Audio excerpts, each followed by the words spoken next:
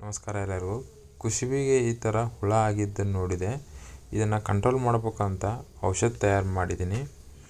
ಇದೇನು ಔಷಧ ಅಂದ್ರೆ ಆಕಳು ಗೋಮೂತ್ರವನ್ನು ಸ್ಟೋರ್ ಮಾಡಿ ಇಟ್ಕೊಂಡು ಬೇವು, ಹುಲಗಲ, ನೆಲ್ಲಿಗಿರಿ, ಗವಾಡ್ಲ ಮತ್ತು ಲಕ್ಕಿ ಈ ಥರದ ಎಲೆಯನ್ನೆಲ್ಲ ಸಣ್ಣಗೆ ಕಟ್ ಮಾಡಿ ಆಕಳು ಗೋಮೂತ್ರ ಒಳಗೆ ಕಳೆ ಹಾಕಬೇಕು. ಒಂದು ವಾರ ಕಳೆ ಹಾಕಿದ ನಂತರ ಆಕಳು ಗೋಮೂತ್ರವನ್ನು ಸಪ್ರೇಟ್ ಮಾಡಿಕೊಂಡು ಒಂದು ಕೊಡಕ್ಕೆ 1 ಲೀಟ್ರ್ನಂತೆ ಪಂಪಿಗೆ ಮಿಕ್ಸ್ ಮಾಡಿಕೊಂಡು ಬೆಳೆಗಳಿಗೆ ಸ್ಪ್ರೇ ಮಾಡೋದರಿಂದ ಬೆಳೆ ಕೀಡಿ ಅದರ ಬೆಳೆಯ ಎಲೆಯನ್ನು ತಿನ್ನುವಂಥ ಯಾವುದೇ ಹುಳ ಆಗಲಿ ಇದರಿಂದ ಕಂಟ್ರೋಲ್ ಬರ್ತಾವೆ ಮತ್ತು ಬೆಳೆಗಳಿಗೆ ಯಾವುದೇ ರೋಗಗಳು ಬರೋ ಚಾನ್ಸಸ್ ಕಡಿಮೆ ಇರ್ತೈತಿ.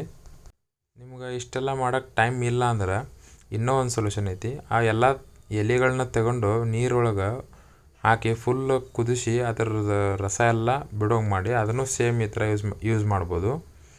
ಆದರೆ ಇಷ್ಟೊಂದು ರಿಸಲ್ಟ್ ಬರುತ್ತಲ್ಲ ಅಂತ ನಂಗೆ ಗೊತ್ತಿಲ್ಲ. ಆದರೆ ಈ ಥರ ಮಾಡಿದರೆ ರಿಸಲ್ಟ್ ಮಾತ್ರ ಪಕ್ಕಾ ಬರ್ತೈತಿ.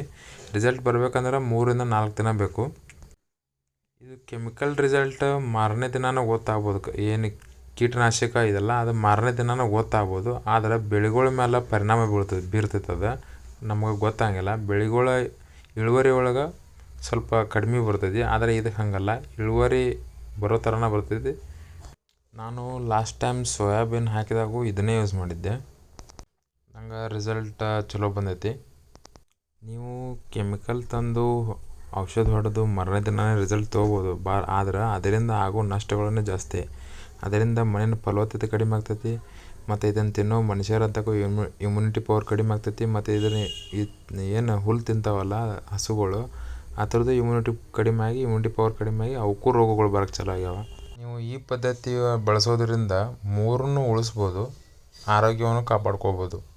ರೈತರು ಆ ಥರ ಕಳೆನಾಶಕವನ್ನು ಬಳಸೋದ್ರಿಂದ ಭೂಮಿಗೆ ಅದರ ಶಕ್ತಿ ಅರಗಿಸ್ಕೋಬೇಕಂದ್ರೆ ಅರ್ಧ ಶಕ್ತಿ ಅರಗಿಸ್ಕೊಳಕ್ಕನ 200 ದಿವಸ ಬೇಕು. ಅದರೊಳಗಿನ ಅರ್ಧ ಶಕ್ತಿ ಅರಗಿಸ್ಕೋಬೇಕಂದ್ರೆ 200 ದಿನ ಬೇಕು.